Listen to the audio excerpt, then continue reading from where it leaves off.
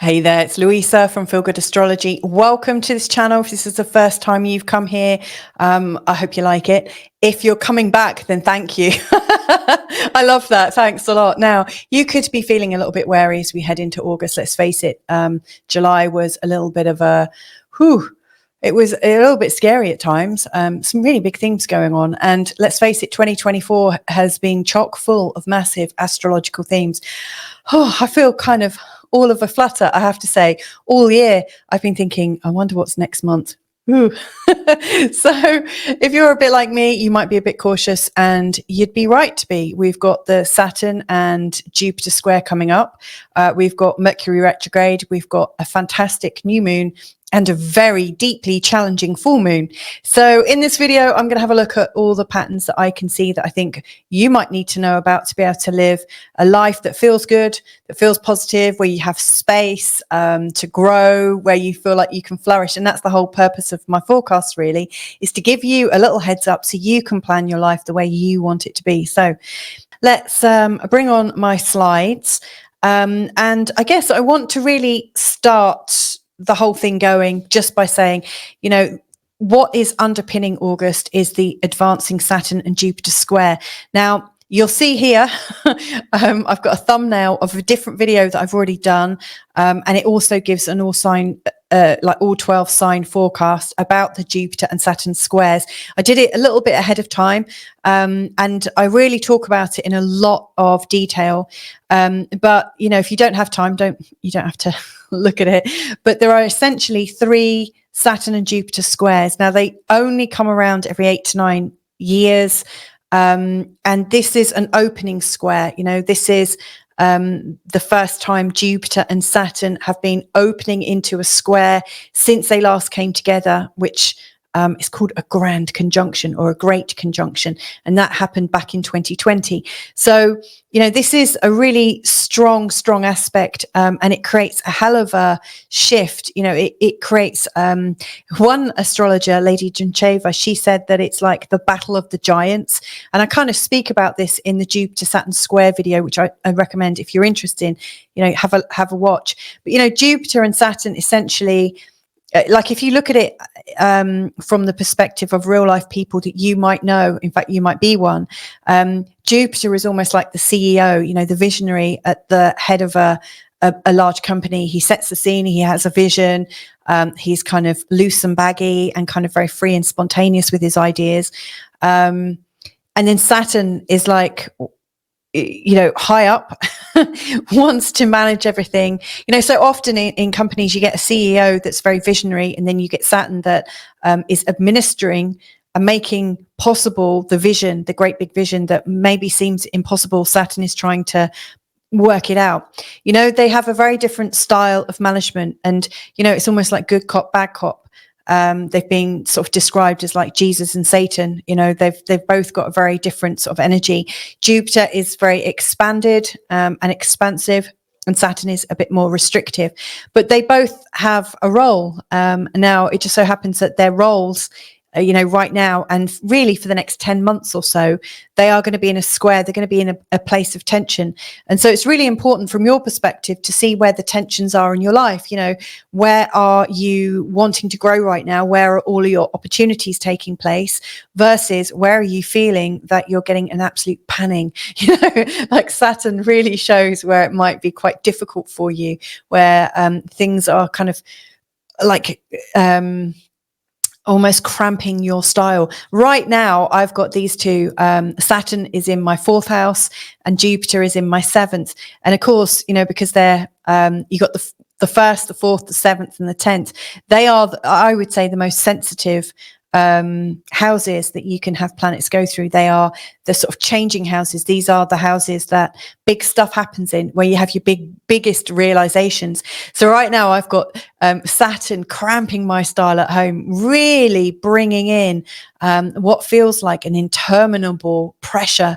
And it just feels like I'm feeling like the walls are coming in, and they're not, but it just feels like there's a lot of tension, a lot of pressure, a lot of responsibility on my shoulders. So, you know, wherever Saturn is in your chart right now, just chances are it's feeling very, very crushing, you know, and he brings a real lot of responsibility to you in that particular area of life, where it just might feel like the wheels of creation kind of grind to a halt. You know, it feels almost like you can't go on, and that you need to stop and have a really big rest. And of course, where Jupiter is, it's going great guns, you know. So Jupiter in my 7th, there's lots of great new people coming into my world, lots of great opportunities through my contacts, my colleagues, my friends, my family.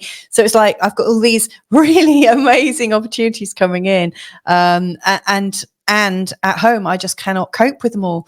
And so it's like the big balancing act. And as tensions go, that's not so bad, but it's worth you looking at where this is happening in your chart right now, because like I said, this is something that's going to be going on. It's exact on the 19th of August. FYI, that's also the day of the full moon in Aquarius. Then it also comes up around Christmas. So if you're planning a big Christmas with lots of family that you don't normally spend time with, I would caution you there. Plan yourself some support. And then it finishes on June the 15th, by which time both of these big old giants, Saturn has moved into Aries and Jupiter has moved into Cancer. So it will have a very different feel as we come to the end of these squares. So that's the first thing I just wanted to share with you. Like, if you want greater detail, I mean, these squares form part of a really big ancient pattern, and I do explain a lot more in this video. It's really in depth, I have to say, but it's worth getting to the bottom of it if you're already feeling that weight, that responsibility. So that's underpinning every week in this month ahead, and really coming into force around the time of the 19th.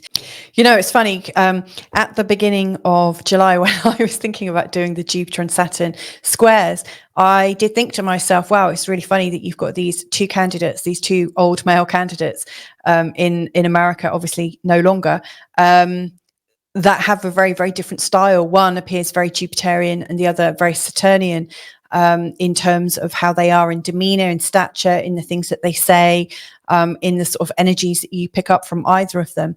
And funnily enough, you know, when you look at what they're both criticized for, they also fit into each other's categories. It's so funny. There's so much that you can see right now where there is something very Jupiterian and something very Saturn that's pitched against each other. So yeah, I think there's going to be lots of twists and turns. It's interesting that this is happening during the time of the American election, you know, that it's still underway, by which time there's also going to be a Pluto and Mars opposition as well, which I will be talking about nearer the time.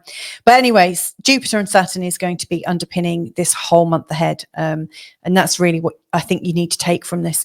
So let's have a look at the next slide, because we've also got retrogrades.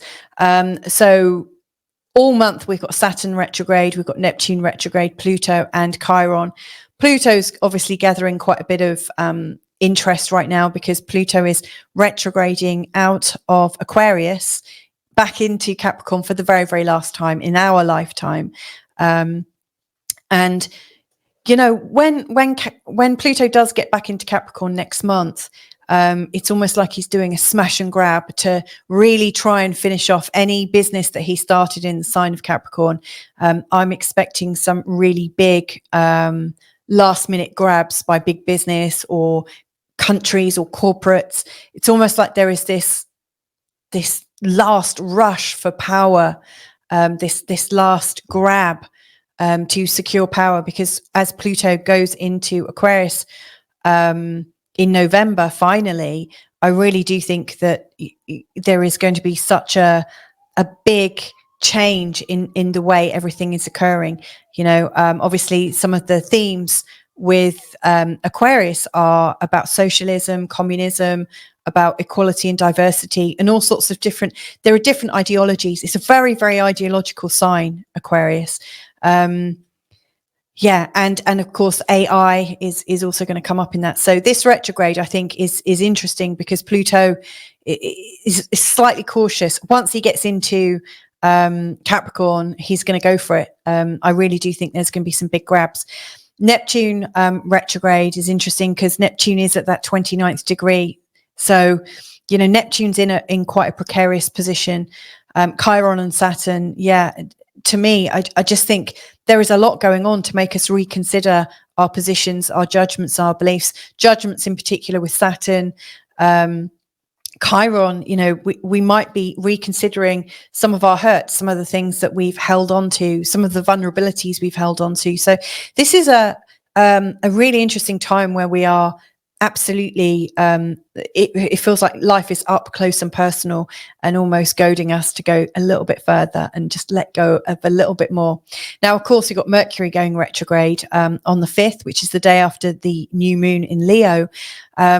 He's going retrograde from 4 degrees in the sign of Virgo, which is his own sign. And then he's ingressing, i.e. moving back into Leo on the 15th of August. And he will go direct on the 28th. Is it the 28th? I'm sure it's the 28th. Let me just check my notes. If only I wish I didn't write like a spider crawling across the page. What did I write it? The 28th. There you go.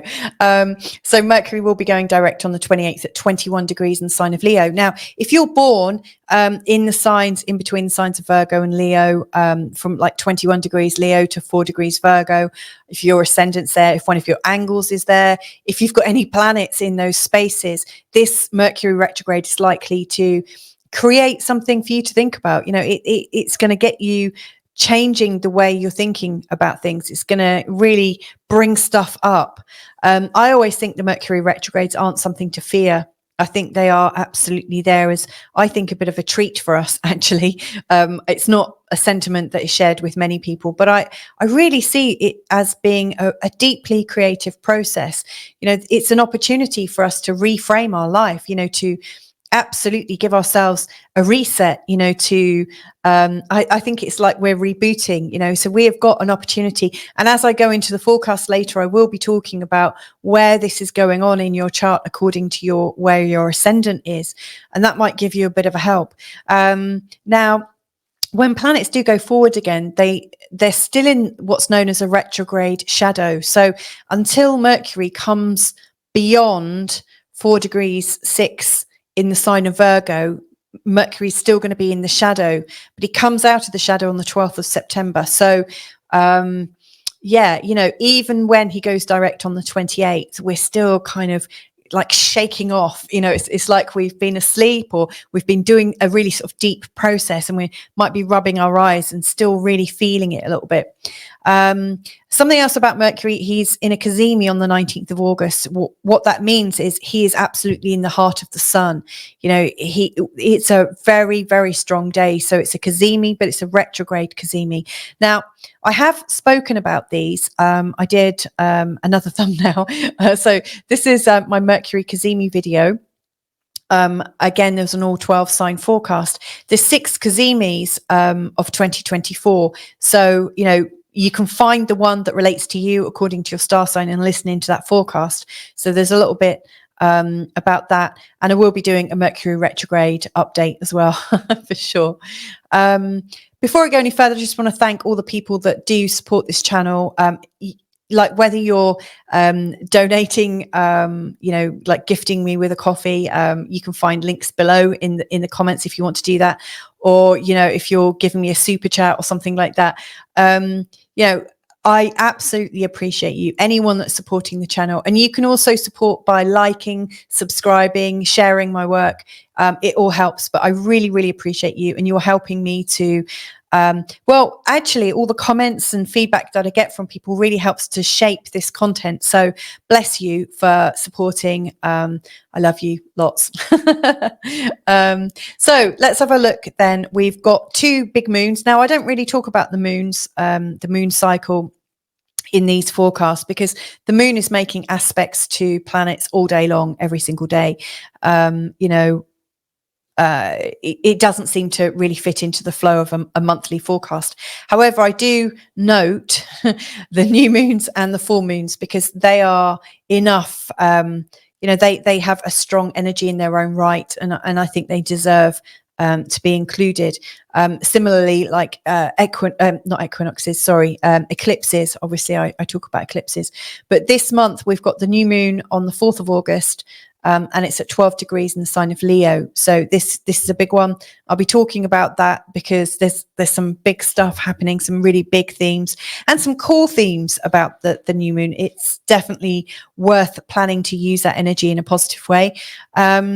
And then we've also got the full moon on the 19th. Now, this is a really, really strong day.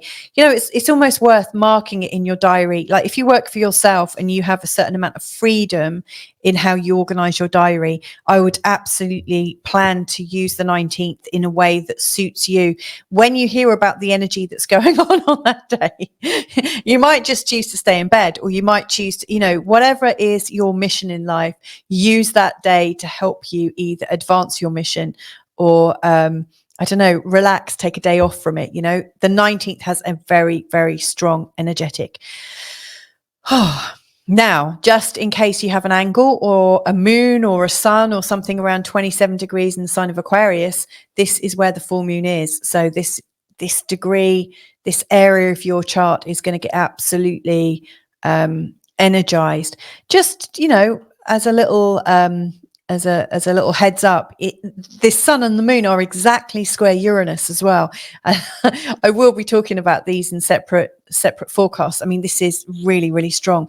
You know, Uranus is a planet of ups and downs and new starts and breaks. It's surprising, it's changing, it's innovative, and it can be deeply, deeply shocking. So, you know, given that the 19th of August is a big day, and I'll be talking about it later, you can, you know, just knowing that the sun and the moon are exactly in what's known as a T-square with Uranus will give you everything that you need to know that, boy, it is a triggering and challenging day. It's also the day when Jupiter and Saturn go into their full square, the first of the 3 squares. So again, really challenging. That's not all, because Jupiter and Saturn are also in a T-square with Venus. So you've got Jupiter, so you've got Saturn and Venus in opposition with Jupiter in the middle. So there's 2 exact T-squares going on the day of the full moon. It's a big one. If we're having a look at the planetary ingresses and the biggest aspects, we've got Venus going into Virgo on the 5th, Mercury retrograding into Leo on the 15th. On the 22nd, we've got the Sun going into Virgo, and on the 29th, we've got Venus going into Libra. Now, this is interesting. Venus is moving planets twice, moving signs twice, and she really comes into her own in the last week of this month. So I'm going to be talking a lot about Venus. She also has a really lovely set of aspects going on the day of the new moon as well. So I think Venus is a planet to be watching out for in this month ahead. And hopefully she's going to be a bit of a balm for us. You know, she's going to help us find our balance and find a cool, calm space to exist in. In terms of aspects going on in this month ahead, we've got, again, I'm not using the moon in this. This is all the sort of, you know, I'm looking at the major aspects. You know, I noticed there's actually a lot of inconjuncts and what's known as, or quincunxes, according to where you are on the planet and which word you use. But, you know, in terms of the, you know, the main aspects, so we've got the conjunction, the trine, then we've got the opposition and squares. The opposition and squares are the most challenging ones. If you look, there's a lot more challenging ones than there are, you know, the sort of energizing ones. You know, the trines are the easiest aspects. The conjunctions can be easy, can also be sort of energizing, but seeing all these squares is intense, and these oppositions. And you'll see, look, 19th of August, 19th of August, 19, 19, 19, 18. So you can see right off the bat that there's a lot going on around the 18th, 19th. So let's look a little bit more into this. So I've also just arranged it, you know, in terms of which days, like, you know, is there one particular day that's particularly strong? Are there a few days where there's a lot going on? So these are the biggest dates that if I was in your shoes right now, I'd be marking down on my calendar and just paying attention to. So the first one I would say is the 2nd of August. we've got a Mars in a semi-square to Chiron and also Venus square Uranus. So, Venus and Uranus in a square is pretty shocking and quite exciting as well. It creates a certain instability in terms of our relationships. And of course, if you've also got Mars in a semi-square to Chiron, there's this energy, almost like an irritation, a bit like... it's an irritation coming from hurts, almost like a shaving rash, so you're doing something to help yourself, so you might be unraveling things, you might be trying to understand yourself, and Venus square Uranus on the day might be you having a slightly deeper conversation with somebody that you get on with, that you love, that you want in your life, and yet you're sharing something that might hurt. And it's the Mars semi-square Chiron is like the irritation, the frustration around it. So I do think it's a very unsteady day. It's a day where we're really kind of impatient, feeling hurt, and very, very excitable emotions. Then on the 14th to the 16th of August, we've got a lot of blurting out energy. There's a lot of a need to have, and another thing, the kind of last words. So first of all, we've got Mars conjunct Jupiter on the 14th. That's one of the big aspects of this month ahead. Mars in a conjunction to Jupiter is big. Mars is a very sort of single-minded, focused energy that takes action. And Jupiter magnifies the action. So, our actions have massive consequences on the 14th. At the same time, we've also got Mercury in an inconjunct or a quincunx to Pluto. So, we're talking about things about power. We're sharing things about power in our communication, and they don't quite fit properly. They don't quite settle very well. At the same time, the sun is in a trine to Chiron. So we're curious about our vulnerabilities. We're curious to explore where we might be vulnerable so that we can feel better. We're kind of proactive about it.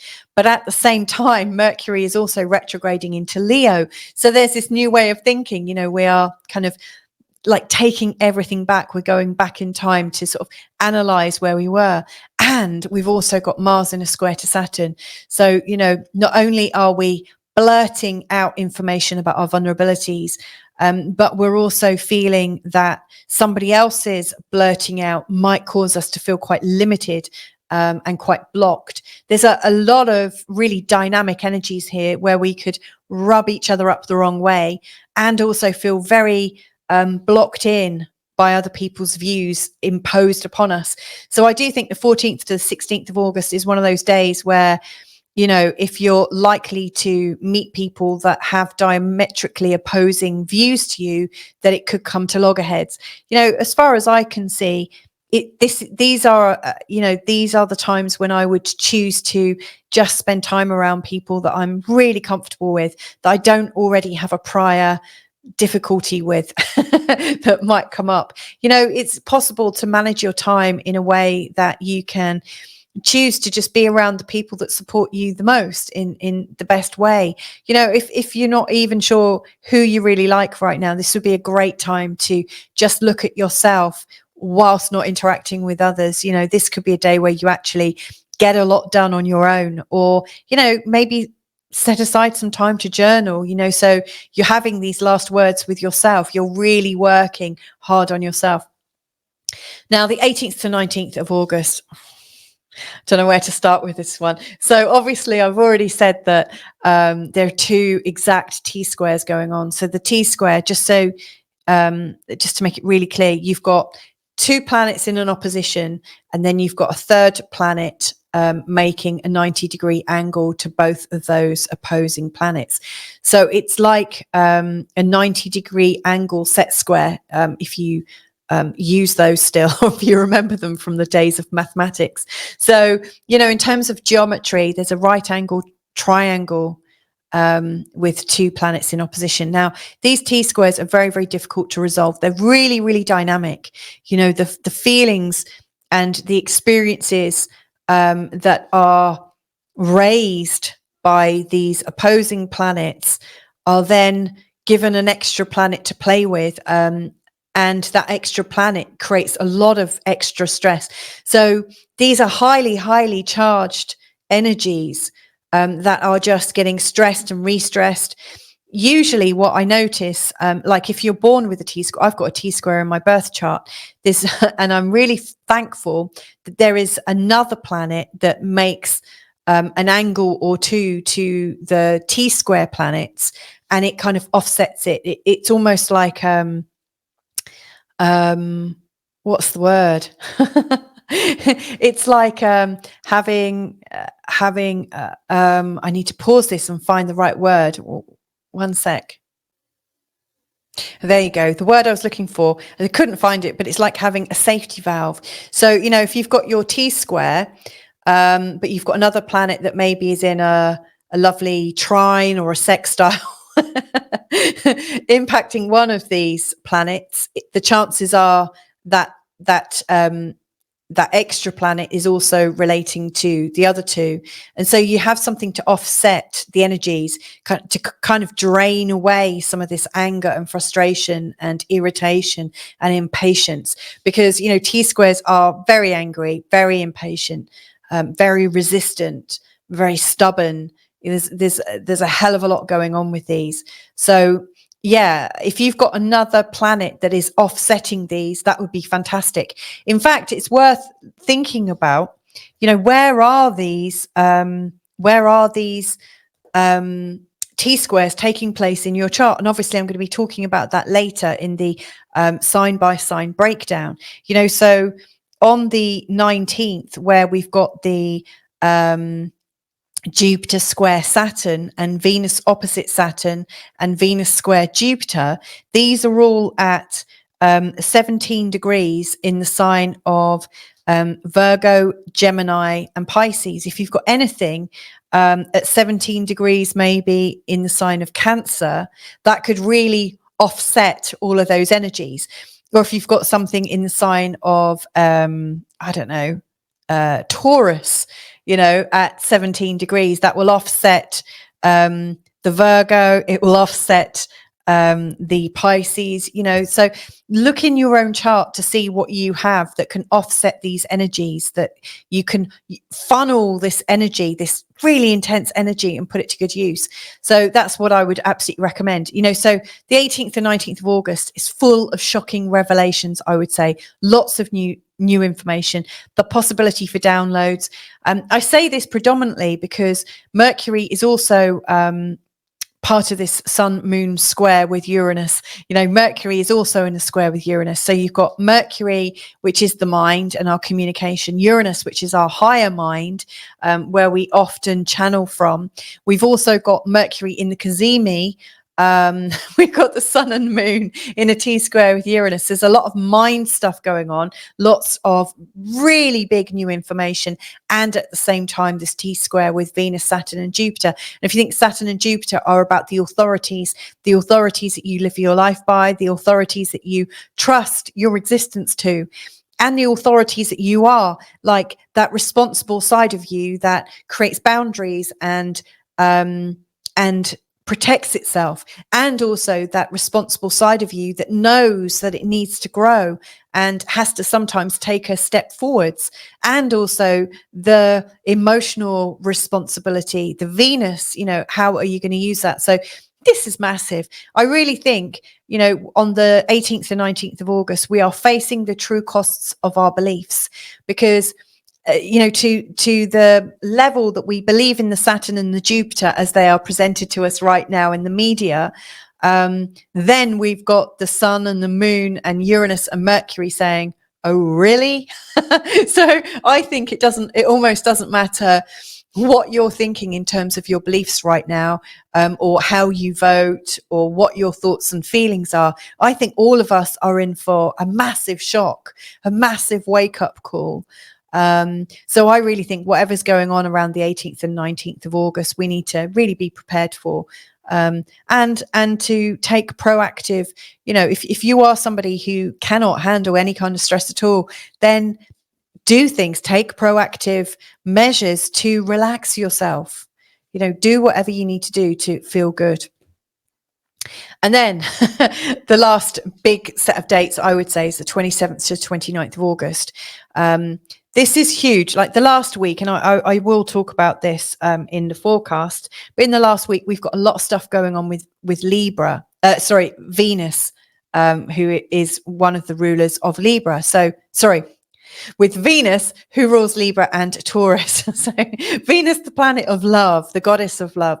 So Venus, she's in a trine with Uranus, an opposition with Neptune. She's then going into the sign of Libra, and she's also trine Pluto, just within 3 days of each other. There's a lot about the dreaminess of love, the dreaminess, I think, of the Venus in opposition to Neptune. A bit like how Mercury square Uranus, Mercury is us, our mind, the way we think, and Uranus is the higher mind. Venus is our love, our very sort of human, messy love, and Neptune is our idealistic higher love as well. So we have got, Venus or love from different octaves in opposition to each other. So, is our real love, how does that match up to our idealized versions of how we should be love? So there's a lot going on. What I really think, Venus and Neptune, when they're in difficult positions with each other, we often get real to the delusion. We often are so idealistic in what we're requiring in our life that we're kidding ourselves. We almost wake up from a big dream. I do think this is a time when there could be trends set, very much based on people's desire to think good thoughts about themselves, especially seeing as Venus is in a trine with Uranus, and also a trine with Pluto. Venus is in quite an influential position. She's capturing the channeled attention of people with Uranus and capturing influence with Pluto. She could really create some dreams and some illusions, especially seeing as she's also opposite Neptune. So Venus, she could be very deceptive in this last week. So I just think whatever's going on for you between the 27th and 29th, the idea of love, the idea of idealism and compassion are possibly going to be distorted in the world outside of your own sort of immediate vicinity. And you might even notice that you're distorting stuff actually in your own life. So what I would say in these last 3 days is just absolutely sit down and ask yourself, does this feel real? Is this actually my truth? What would my truth look like right now? Is my truth being told to me or sold to me? Anything that's being sold to you, be really, really cautious of. It is a time actually when we really need the Mercury square Uranus glasses on, when we're rubbing our eyes and saying, okay, let's look at the facts here. Very interesting. So yeah, some very, very big dates there to be aware of. So let's have a look into week 1 through to week 4, and then I'll get on to the main forecasts. So in week 1, I think this is about dynamic new directions. There's some rumblings of some things going on, in particular with the new moon on the 4th. But yes, like I said, on the 2nd, there's that really big day where I think people are feeling a little bit irritated. Venus in the square to Uranus and Mars in semi-square to Chiron. As we're entering into August, we are already feeling a little bit agitated, irritated, almost like we're in a bit of a rush. We can't settle. There's too much to do and too little time to really check what we're saying, and just take a step back, just take your time. Even on the 3rd, as Mars is going into a sextile with the North Node, we do have that sense that there is this new direction and possibly we're in a rush to do it. The new moon in Leo is a really powerful day, and I will talk about this in my separate new moon forecast, but just to give you a heads up, on the new moon, we've the new moon is at 12 degrees in the sign of Leo. It's in a sextile to Jupiter, which gives us a real nice feeling of well-being, as if we're moving in the right direction.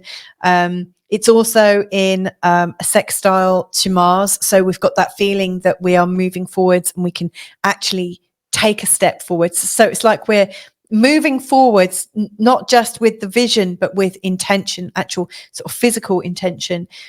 And it's also in a trine to the North Node. So there is this feeling that whatever new directions we are starting and taking, it's part of our ongoing journey. It feels like it's fated. So, really, if there's a big decision for you to make, around the 4th is a great time, actually. It's got some really lovely astrology going on. Now, also on the 4th, there's a really interesting aspect, and you can't see it on this chart, because I don't think. I'll try and illustrate it. But on the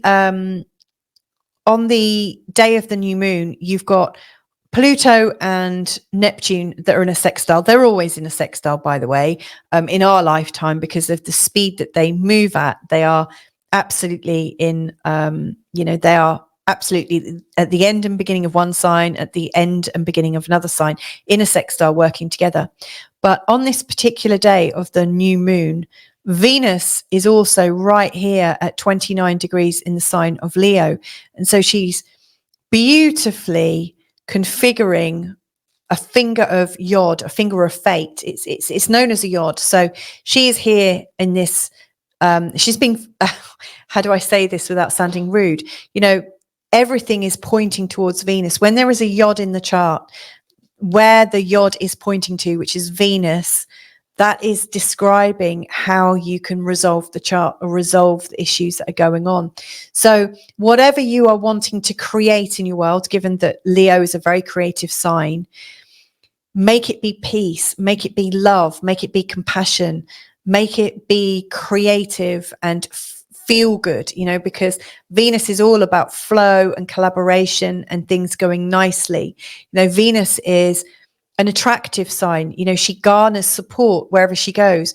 Venus is really beautifully aspected here. So Pluto is helping this sort of inconjunct or quincunx energy that Pluto to Venus has, is giving her a little bit of a je ne sais quoi, like she's got this extra something that she doesn't normally have, and this extra something is influential.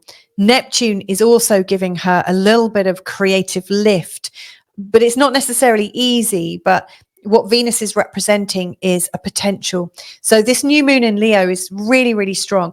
Whatever you've got between 12 degrees Leo and 29 degrees Leo, I see as being a bit of a beautiful corridor.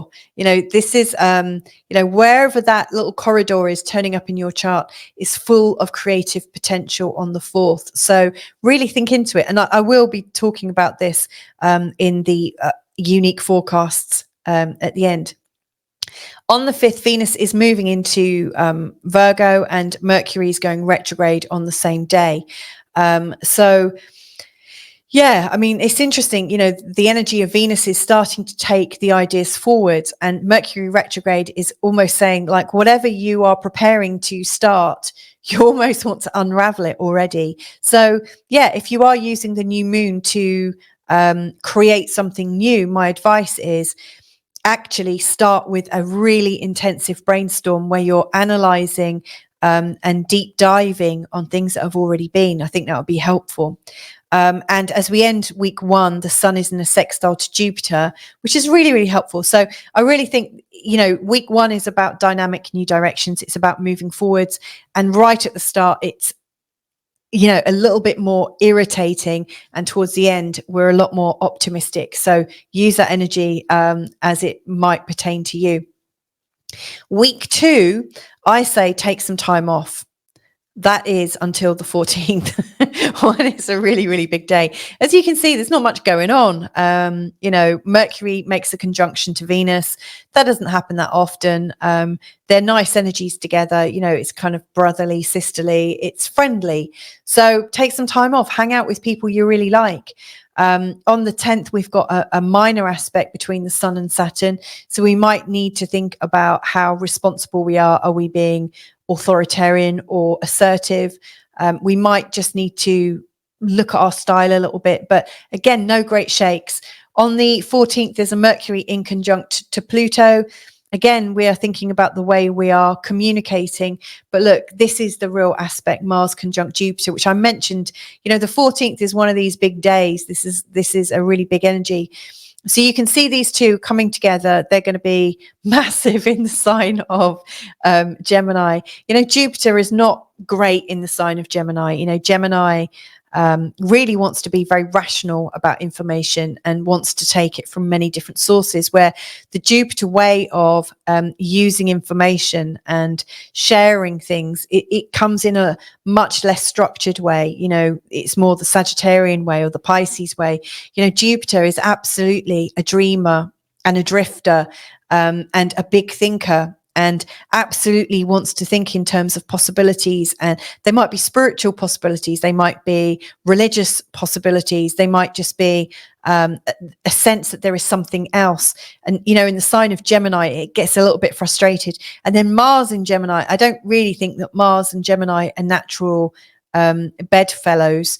You know, Mars is really about taking action. So Mars in the sign of Gemini can really bring out the worst in sarcasm, the worst in shouting down people, you know, using your voice, which is a real Mercury thing, to create harm. You know, so whereas Mars in Aries might use actual bullets, Mars in and I'm not suggesting that you do if you have Mars in Aries, by the way, just to be absolutely crystal clear. But Mars in Gemini uses words as weapons, you know, uses the voice to terrorize. So, you know, think about what might be going on for you. This is fantastic for people who are public speakers. This is amazing if you're writing something and you want to have influence, you want to give it a sense of gravitas. This is great. You could choose really strong words. You might get a very deep clarity, you know, from Mars and Jupiter connecting together in Gemini. But if you're not using this energy to create something that could be compelling and interesting, and deep acting, then you may well be wasting the energy a little bit, you know. So and I would avoid intellectual types that you might not agree with, you know, because if you're not using this energy to better yourself or to examine things and to form ideas, you may well find that other people are pushing their ideas onto you. So this is a huge energy.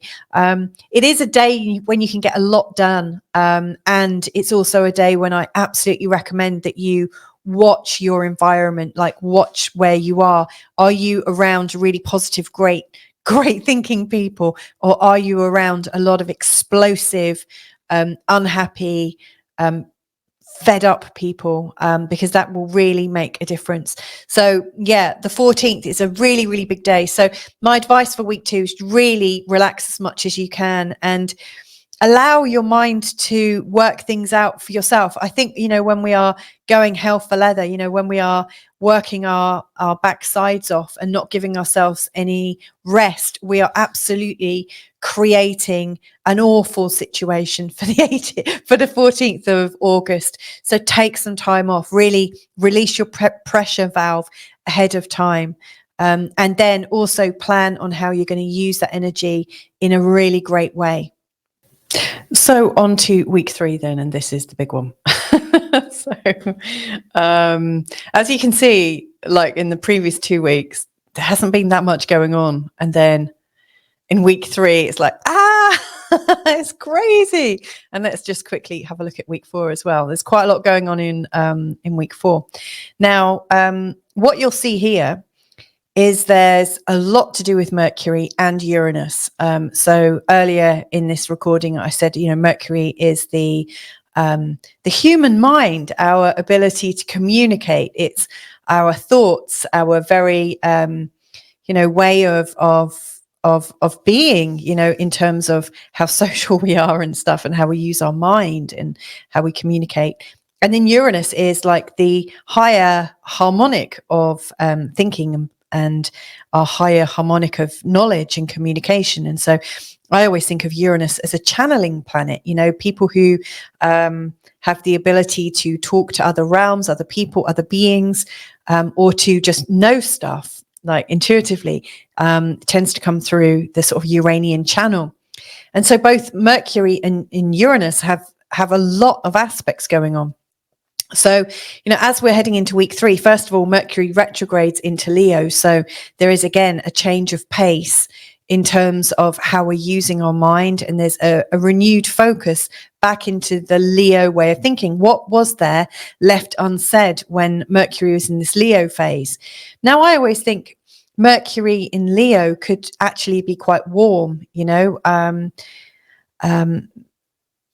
there's a sense that we can talk about our creativity, talk in a kind of innocent and playful way. Yeah, it might not be deeply rational, and it might not be based on facts, but Mercury in Leo is quite proud and sometimes a bit fixed in its belief system. So we may well in week 3 be reviewing some of our fixed belief systems that have originated out of our own innocence, like we've believed things because of how beautiful we are, So I do think we are looking deeply at some of our old belief systems. At the same time, Sun is in a trine to Chiron, which is, I think, really beneficial. Then Mercury's in an inconjunct to Neptune, also known as a quincunx. So here we might have to question our beliefs. We might actually think, can we trust our belief systems? Neptune is very much a slippery character. Neptune is dealing in the sort of psychic realms. So, we may have some really good flashes of insight and intuition, but might not be able to articulate why we know what we know. Mercury is in a square to Uranus on the 18th, which is really like, exciting in terms of what we know, but we could have really frayed nerves because of what we know. It could absolutely floor us. And of course, this is happening just as the Sun has the conjunction with Mercury, the Cazimi. So again, our thoughts are really, really super fueled. It's also the day of the full moon in Aquarius. So it leads up, it builds up. So, it starts with Mercury in a square to Uranus. So our belief systems are getting challenged. We are feeling a bit shocked by information coming in and maybe shocked by the knowing that it's just happening. Then we are able to super process, with this Mercury Cazimi. Jupiter is in a square to Venus. Venus is in opposition to Saturn. You can't quite see it played out in this chart. Well, actually you can.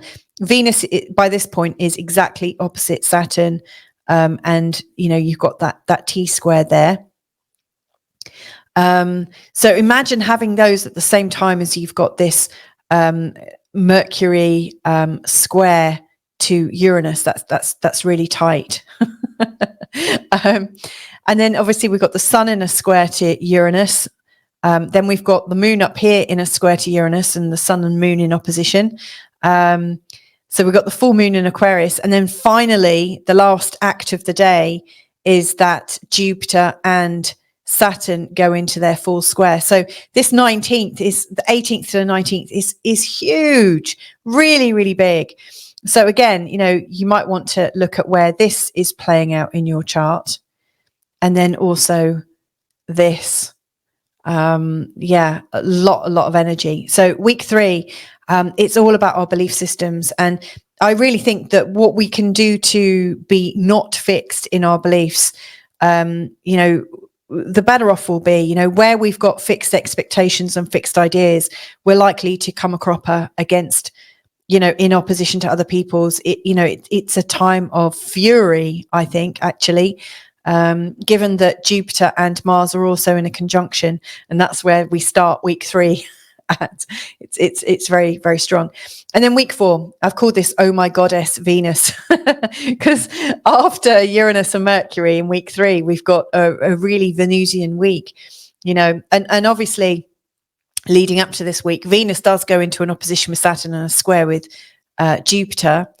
And then as we come into this week, Venus makes a square to Mars, a semi-sextile to Mercury, an inconjunct to Chiron, a trine to Uranus, an opposition to Neptune. Then she moves into Libra and does a trine with Pluto. So if we were to pace this out, I would say that, our loyalties are really frayed. It really feels like we are pitted against each other, and that where you might feel kindness, It might be met with aggression, or where you might be feeling aggressive, it might be met with kindness. It feels like we're all working at a slightly different speed, and with a slightly different intention. And it almost looks like, even if you're really wanting to be collaborative with people and help people, that you may well find yourself at loggerheads anyway, because if somebody wants a fight, they're going to pick a fight. So Venus in the square to Mars is really, really dynamic, and it can put us at odds in terms of managing our yielding feminine energy and our thrusting male energy. So boy meets girl, the idea of male and female, we are, at odds with each other and at odds with those sides of us.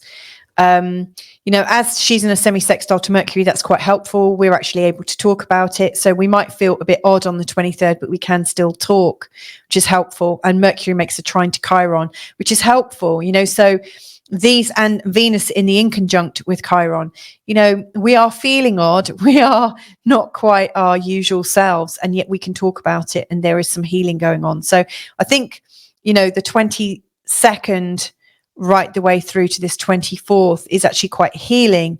Eventually Mars makes a sextile to Chiron and Mercury makes a sextile to Mars. So to me, this feels like we're coming back together again after most likely being really shocked in week 3. And then as we come to the end of week 4, Venus is in the trine with Uranus. So there's a lot of information coming to us, information that might help us love more, forgive more, be a bit more compassionate. Then Venus in an opposition to Neptune, an idea could really take us, especially if it's an idea about love or an idea about religion or beliefs. We could absolutely get sold on an idea. We may well be fooled by our need for kindness, so we might have our gentleness, our compassion, our level of forgiveness, our level of sweetness taken advantage of. And that's just something, obviously, you need to be aware, just make sure you're not being sold a dud, that you haven't been hoodwinked or gaslit or guilted into giving over your beautiful, innocent, beautiful, loving, kind, forgiving energy. There is a sweetness about humans. I know the world will try and tell you that all humans are out for what they can get, and that you have to be careful of other humans. And if you watch the news, you'll probably believe that all humans are terrible people and we must protect ourselves from the rest of humanity. And yet I think there is this beautiful belief in us, like many of us, and I hope this is your experience, we're raised by parents that love us in their own ways, and sometimes they make a massive they make a really bad job of it. A lot of parents do, and yet a lot of parents have also had parents that have made a terrible job of it. But by and large, and maybe not every person, I really do think that most people do want the best for each other, and I think we do that to the best of our ability based on our current understanding of the world and how much we've been tortured or hurt in the past. I really do think there is this open-heartedness about humans that is really hard to ignore, and when I see Venus in an opposition to Neptune, whilst a trine to Uranus, then going into Libra, and then a trine to Pluto, I really do think that we could be hoodwinked, our open-heartedness to really want to believe in a happy ending, to really want to believe in other people. I really think we could be guilted or sort of gaslit into something that maybe isn't that transforming. I just really think we need to watch where we're putting our attention. I do think we could have some beautiful steps forwards in terms of love. And so what I really, really would ask myself around the 27th, 28th, 29th is just, where is my love? How am I being love? How do I know this is love? And so if someone's putting something on you, you might want to ask yourself, does that feel like love? And if it doesn't, then the chances are there's something manipulative going on underneath. If it doesn't feel 100% like love and you can't quite trust it, don't blindly give your trust. Just sit back and say, that's lovely. I'll get back to you on that. And then just take your time to come back into yourself and ask yourself, what does love feel like? And really sit with it. I really think that if we ask ourselves, how am I being love? How can I be love? How can I be more forgiveness? How can I be all these things?